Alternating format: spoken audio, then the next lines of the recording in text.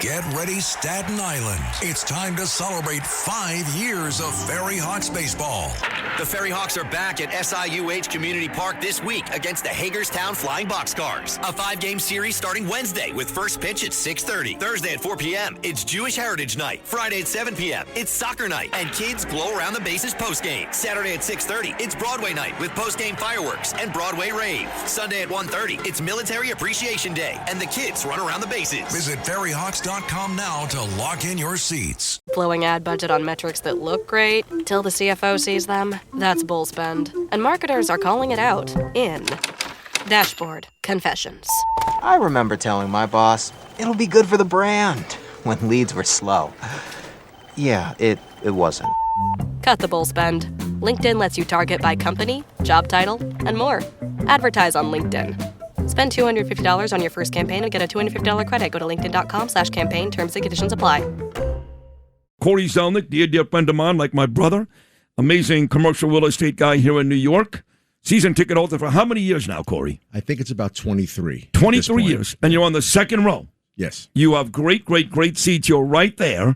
And you were in the building last night, but I want to go through the whole process. So take me to a couple of hours before the game. You live, I guess it's the Upper East Side, right? Yeah, I'm on the Upper East Side, but I came from the office in Midtown. Okay, 49th and Madison. Yep. So you make your way to Madison Square Garden. About what time and what did you see? We got to 32nd and 6th at about 6:10, 6:12 or so. But you're a good 2.5 hours before tip-off. Well, yes, but they had put out announcements. The Garden put out announcements. The public put out announcements about being there 2 hours in advance of the game, which was 8:30. So 2.5 hours before, you're out there on 6th Avenue, 32nd Street, you're a block away. And the picture you showed me, I have to admit I did see it. So, but it looked like a sea of people already. It was a sea. We walked. I met Bailey first, so we went down together. That's his daughter, Bailey. I didn't want, we had to be together for this whole nonsense. And we get there, and a guy calls my name. I see a friend of mine, so we sort of moved to the front of the crowd. They held us 6:30. They were waiting until exactly 6:30. So at 6th Avenue, they open up. They're letting in 2 people at a time. That's it. Yeah, and there were people there behind me. They wanted to storm the gates. Okay, they were yelling and screaming. I'm sure they were complaining about President Trump. Right? Well, President Trump. Some guy was worried about his T-shirt on his seat. Things. Really important stuff. The game is still 2 hours away. Yeah. Let us in 2 by 2. We get screened at 6th Avenue. Walk to 7th Avenue, get screened again. Then led into the Garden where you get screened again. Third time. Yeah, the third time, but the Garden is the normal. You do that at every game. And then we were in. And it really was smooth. People just get ornery. Well, how long would you estimate it took you then for those 3 screenings? It was nothing. It took 10 minutes at most. What? Yeah, that was it. Wait a second. You made your way from 32nd and 6th into Madison Square Garden with that amount of people in 10 minutes? In 10 minutes. We got inside. Bailey and I got inside. We got inside to eat. Okay, and inside the Delta Club, I don't know if you ever noticed, there's a clock that tells you when the game's going to start. Yeah. And so we usually get there, and it says 45 minutes. We got in, it said 97 minutes until the game. We didn't know what to do with ourselves. Well, that's a great job by the city. I had no idea. They really did. No idea. Okay, so you're inside the building, and you sit again second row. Your seats are every bit as good as the biggest superstars in New York City.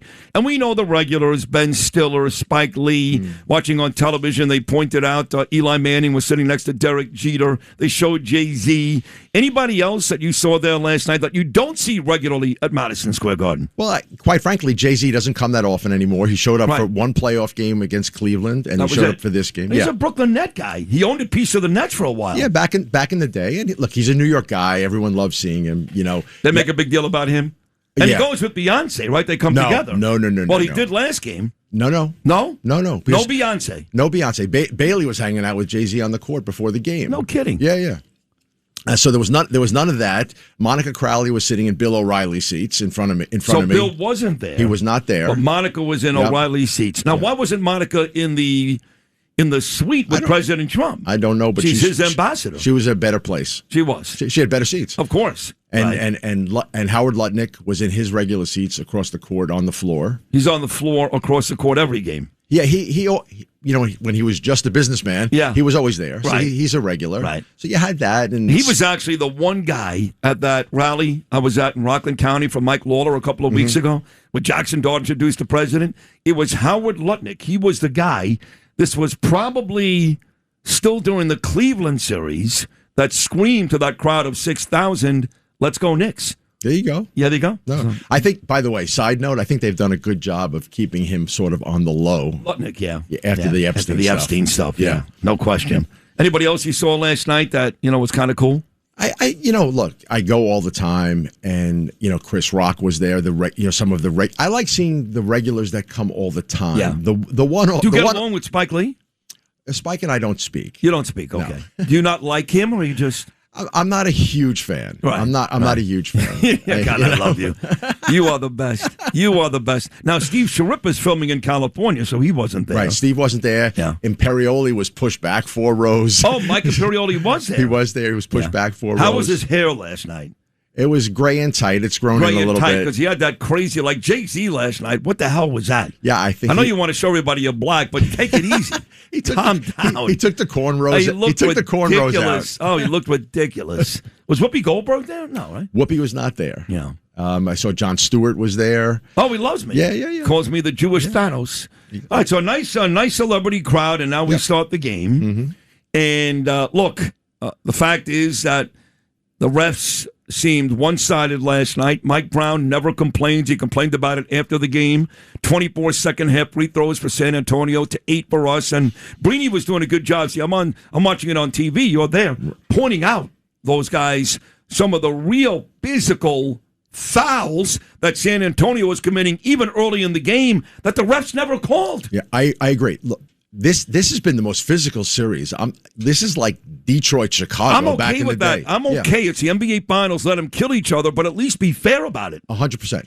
And that disparity, you can't take that away. I will say though, I love Captain Clutch Jalen. He held the ball a little too much. He hasn't been good the whole series. Let's be honest. He has not been good the whole series. Agreed. Yeah. But what balanced that was Bridges and Towns. Bridges, you know that Mikal Bridges took 5 shots last night? That was it. 5 shots. He was actually taken out of the game in like 3 minutes. I couldn't believe what I was watching for Landry. And he also didn't have his best game. He missed his first 4 shots. A lot of things didn't go well. They didn't play well.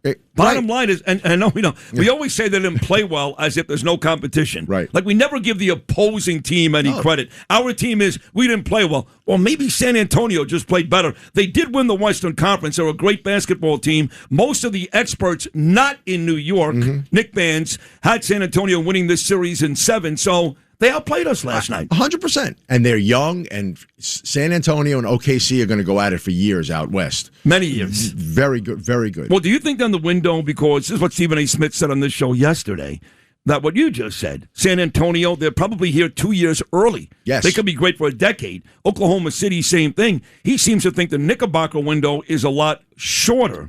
I agree 100%. You do? Okay. Look, we have some more age on our side, and some of these guys may not be around next year. We have our certain contracted players, but clearly San Antonio and OKC, much younger. Yeah, great. So now the national anthem starts. Actually, before the game, we went into the game early. I missed this part. It's kind of important. And they show President Trump. And I'm at home again. I'm watching on TV, so I'm not there.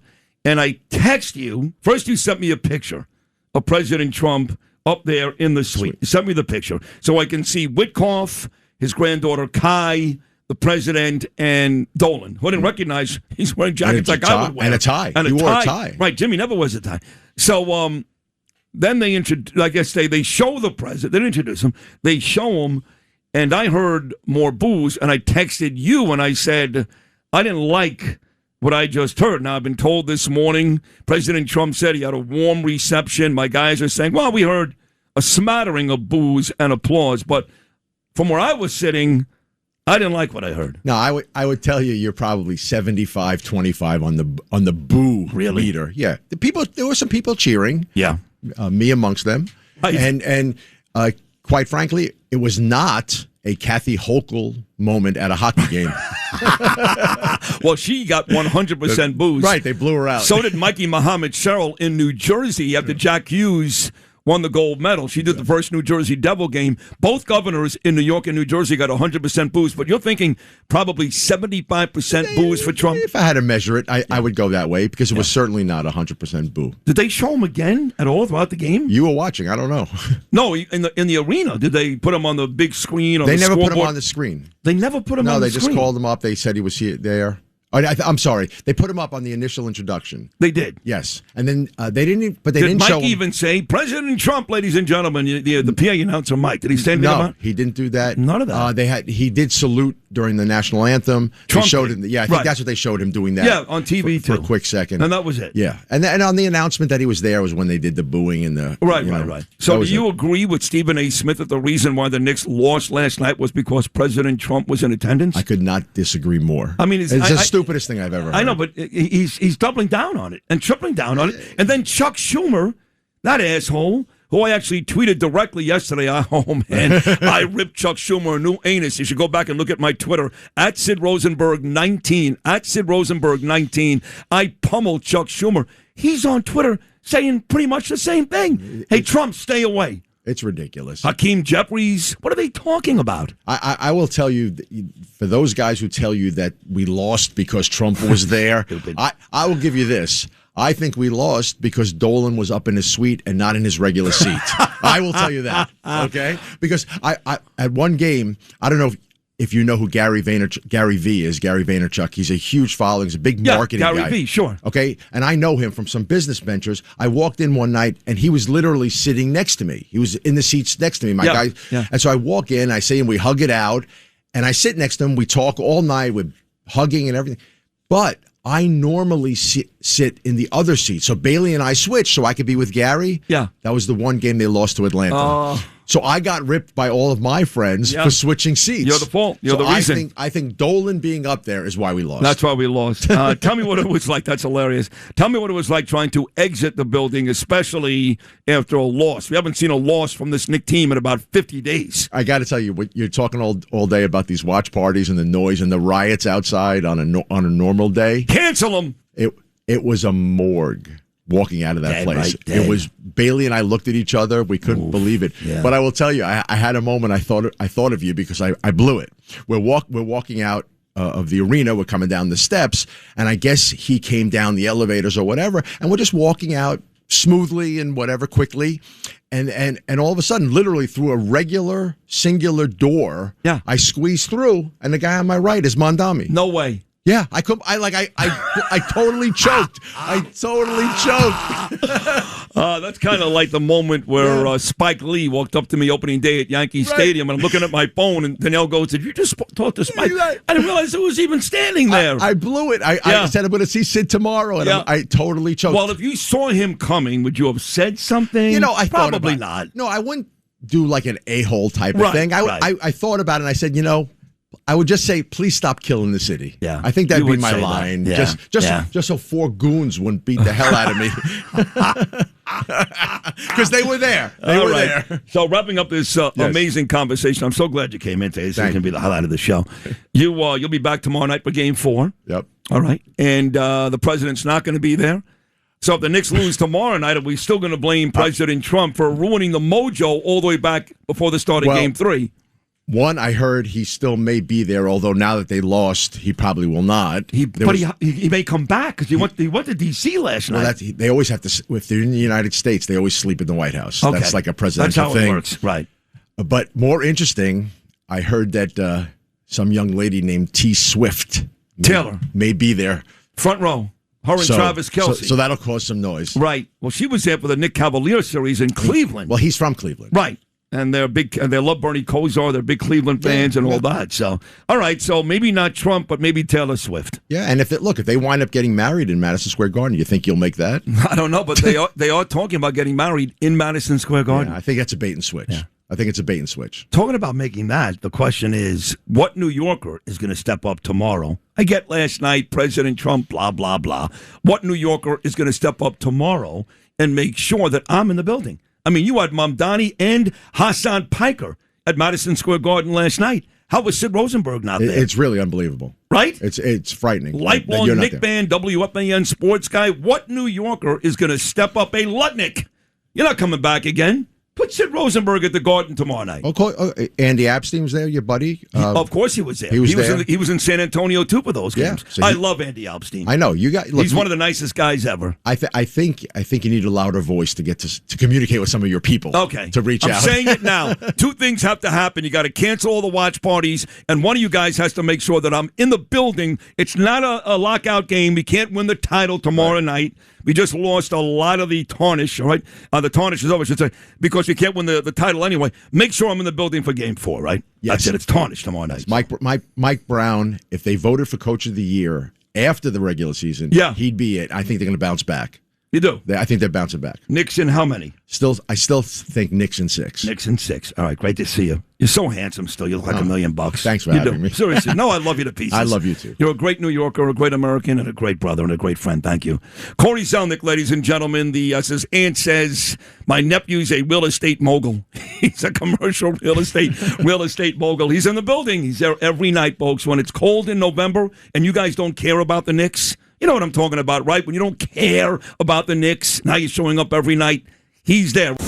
Thanks for listening to Sid and Friends in the Morning. You can hear Sid and Friends in the Morning weekday mornings at 6. If you like the podcast, share it with your friends and listen anytime at WABCRadio.com and download the WABC Radio app. Hit that subscribe button on all major podcast platforms. Plus, follow WABC on social on Instagram, TikTok, Facebook, and X. See you next time for a new episode so you never have to wonder. What the heck is going on here?